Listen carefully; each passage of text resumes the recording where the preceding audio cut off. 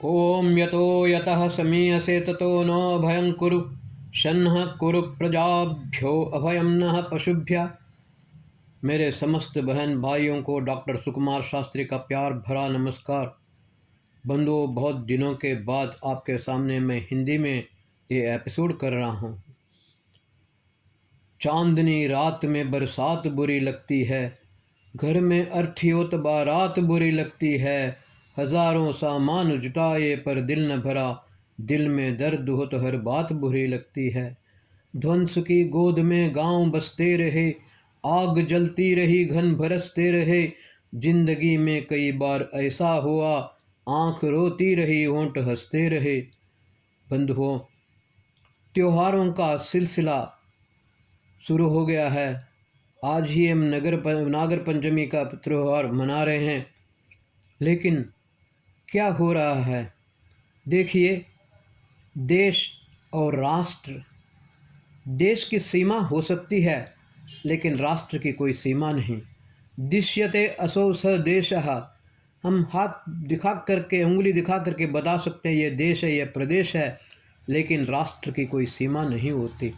जहाँ जहाँ एक संस्कृति, संस्कार, सभ्यता होती है, वो सारा का सारा एक राष्ट्र कहलाता है। बंधुओं, जहाँ हिंदुत्व है, जहाँ लोग हिंदू हैं, वो पूरे विश्व में वो हिंदू राष्ट्र कहलाता है।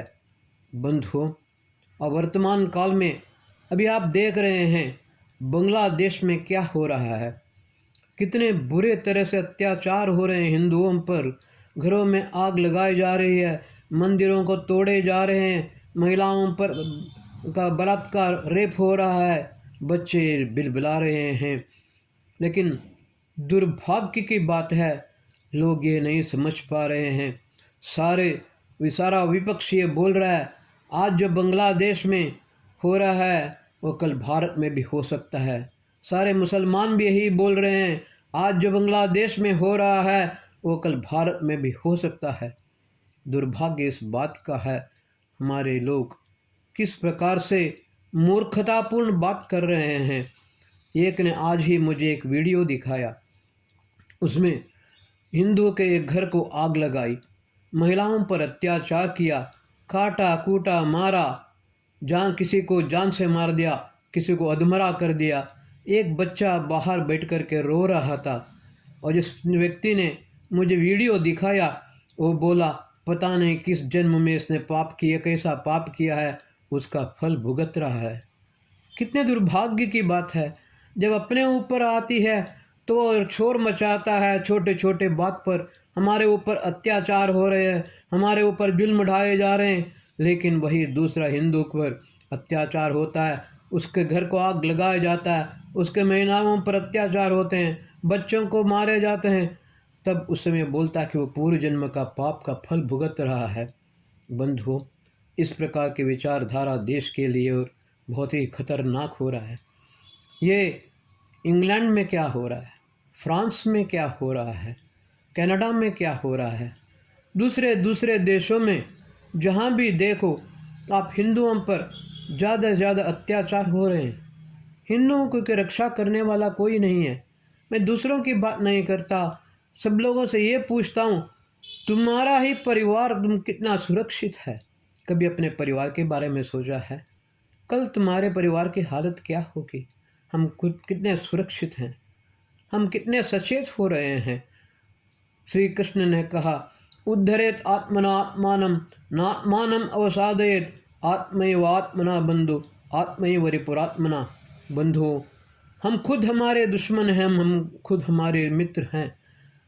हमें अपना उद्धार स्वयं करना पड़ेगा।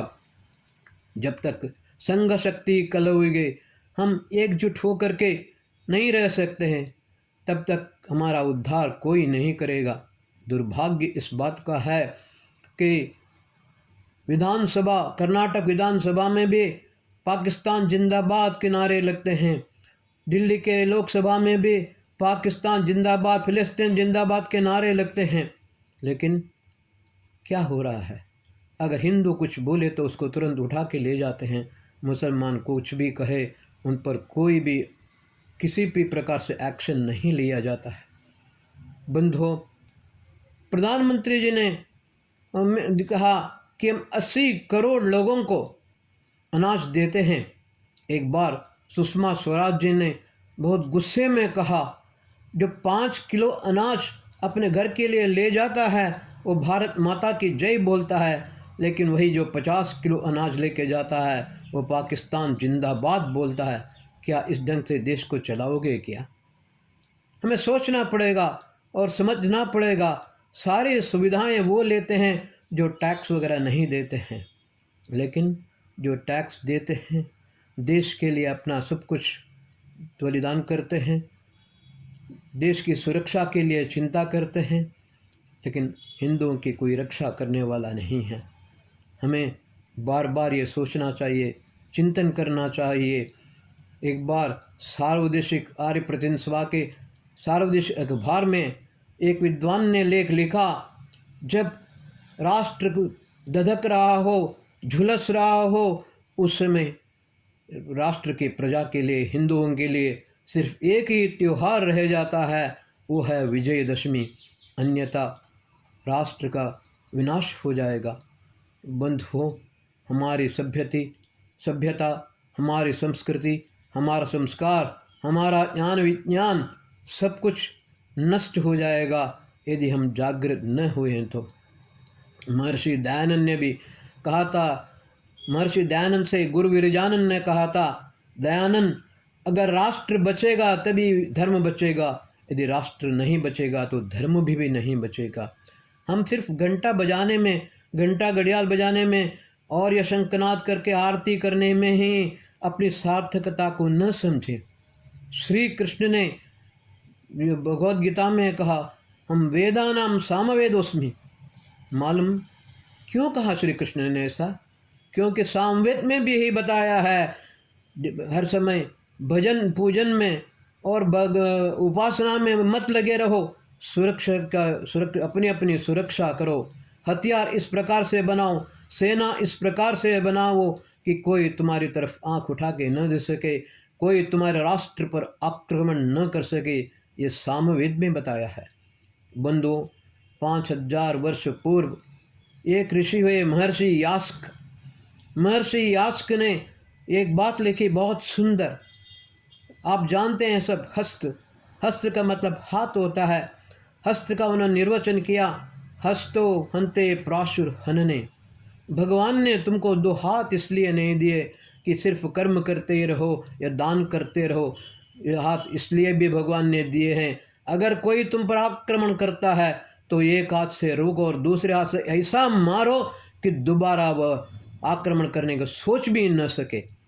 हमें इस प्रकार से तैयार रहना होगा, जागृत होना पड़ेगा।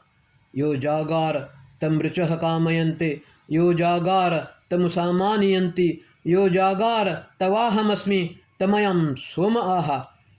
ऋग्वेद भी यही कहता है, जो देश के प्रति, अपने परिवार के प्रति जागृत रहता है और देश की रक्षा के लिए हमेशा तैयार रहता है, उसके साथ हमेशा मैं रहता हूँ। इस बात को हमें अच्छी तरह से समझना चाहिए, अन्यथा यह आत्मघात होगा। ये देखिए, हम किसी से हाथ मिलाने से पहले, दिल मिलाने से पहले, अफजल खान ने अपने को गले लगाने के लिए कहा शिवाजी से, लेकिन शिवाजी ने क्या कहा, क्या किया आप जानते हैं। आज भी ऐसे ही है। अगर अफजल खान से गले लगाने से पहले तुमको शिवाजी बनना ही पड़ेगा, नहीं तो ये आत्मघात होगा।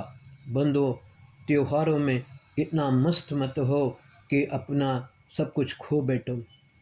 ये वक्फ बोर्ड का जो कानून पार्लियामेंट में आ रहा है, क्या आप जानते हैं इससे पहले कितनी बड़ी साजिश हो रही है?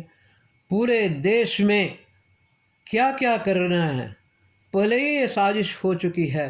हम त्योहारों में मस्त रहेंगे, लेकिन वो लोग विनाश के लिए पूरे तैयार करके बैठे हुए हैं। रोहिंग्या मुसलमान, बांग्लादेशी इस प्रकार से भरे हुए हैं इस देश को विनाश करने के लिए।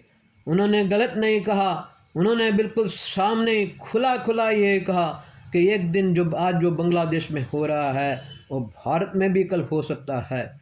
इसे हमें सावधान होना चाहिए। बंधुओं, अब राष्ट्र की तरफ से अपने परिवार का, अपना देश का, अपने राष्ट्र की सुरक्षा के लिए जागृत रहो और हर प्रकार से मुसीबतों का सामना करने के लिए तैयार रहो। जय भारत माता की जय। ओम शांति।